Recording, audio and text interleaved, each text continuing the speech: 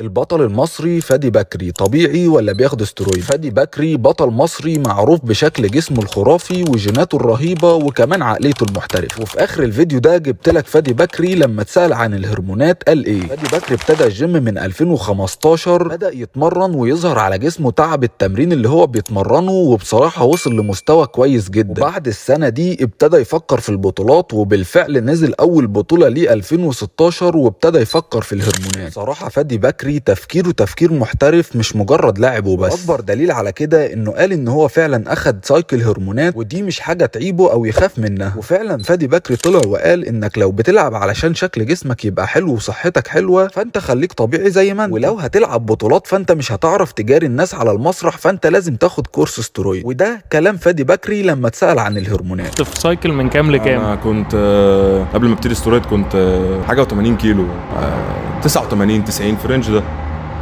عملت سايكل انا وصلت ل 115 114 كيلو وعضلات، بس يعني عضلات كبرت بقيت غول. ما تنساش ان انا بقدم لك كل يوم معلومه رياضيه جديده، فلو حابب تستفيد اعمل فولو.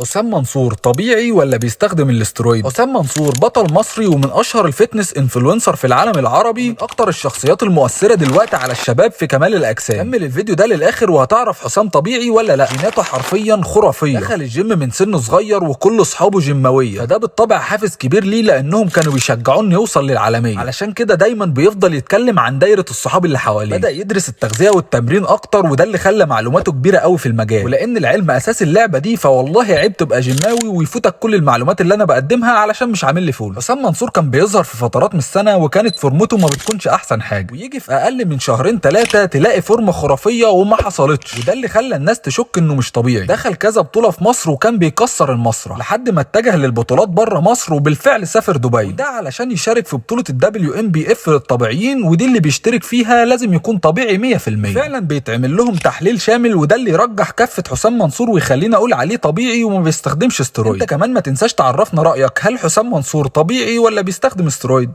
البطل المصري هشام المرجوشي طبيعي ولا بيستخدم الاسترويد؟ زي ما كلنا عارفين هشام المرجوشي صاحب شكل الجسم الخرافي ومريح جدا للعين. وفي اخر الفيديو ده جبت لكم محمود الدره وهو بيقول عليه طبيعي ولا لا. هشام المرجوشي بقاله 11 سنه بيتمرن في جيم، وبيقال انه محافظ على اكله طول ال 11 سنه، وطبعا 11 سنه مش فتره قليله وتقدر تعمل فيها العجب. وحتى لو هشام المرجوشي مش طبيعي فانا عاجبني تفكيره جدا، حد ذات ان هو عايز يوصل لمكان كويس ويدخل بطولات طبيعي، فدي حاجه تعلي من مكانته قوي في المجال. وكمان ان هو يدخل بطولات طبيعي فدي نقطه قوه كبيره جدا لصالح هشام المرجوشي. وطبعا ترجح كفه ان هو يكون طبيعي، لانهم في البطولات اللي زي WNBF بيحللوا لكل اللعيبه تحليل شامل، وده اللي بيظهر فيه اذا كنت بتاخد هرمونات ولا لا. محمود الدره اتكلم عن هشام المرجوشي في فيديو ليه وقال فعلا انه طبيعي، لكنه رجع في فيديو تاني وقال انه مش طبيعي، وان في حد من معارفه متاكد ان هو بياخد استرويد. وده الشات اللي بين الدره وبين الشخص ده، من بعت له صوره بتثبت ان هشام المرجوشي في سن صغير بالشكل ده، وده اللي خلى الدره يرجع ويقول انه مش طبيعي. صراحه جسم هشام المرجوشي من اصعب الاجسام اللي الواحد يحددها هو طبيعي ولا لا. انت سهل عليا وقول لي في الكومنتات هل شايف هشام المرجوشي طبيعي ولا بيستخدم استرويد. وما تنساش ان انا بقدم لك كل يوم معلومه رياضيه جديده، فلو حابب تستفيد اعمل فولو.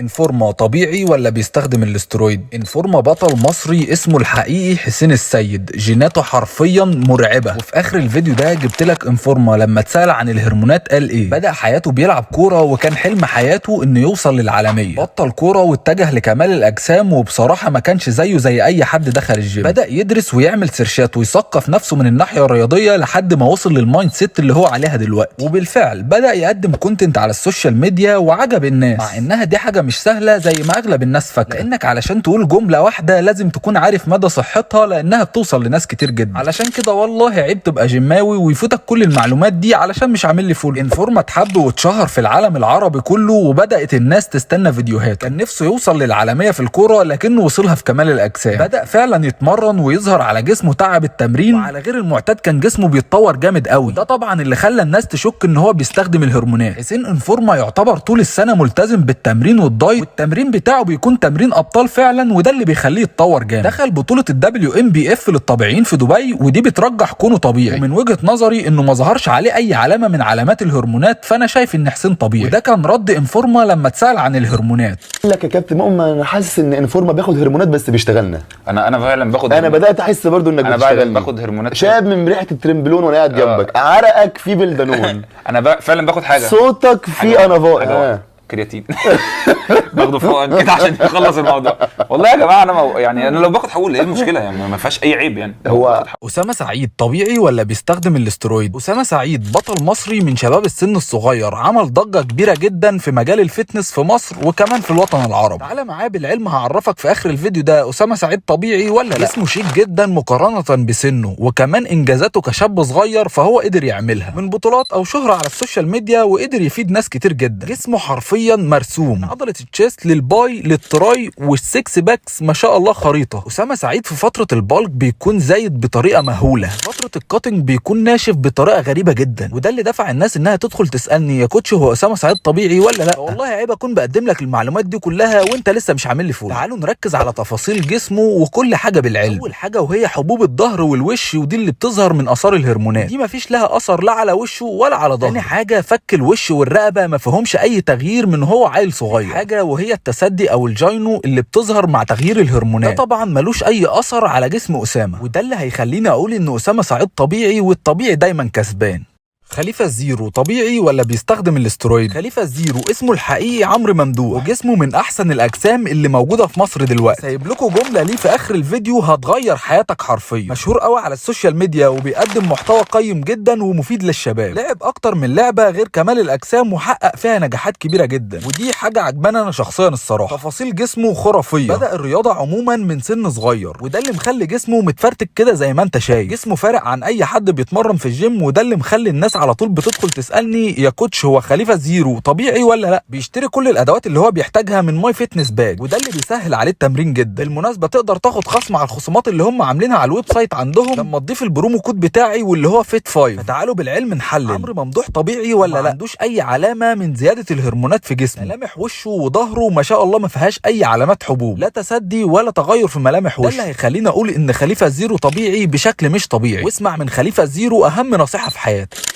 الوقت كالسيف، إن لم تكن ذئبا بما تشتهي السفن الشمس رياح.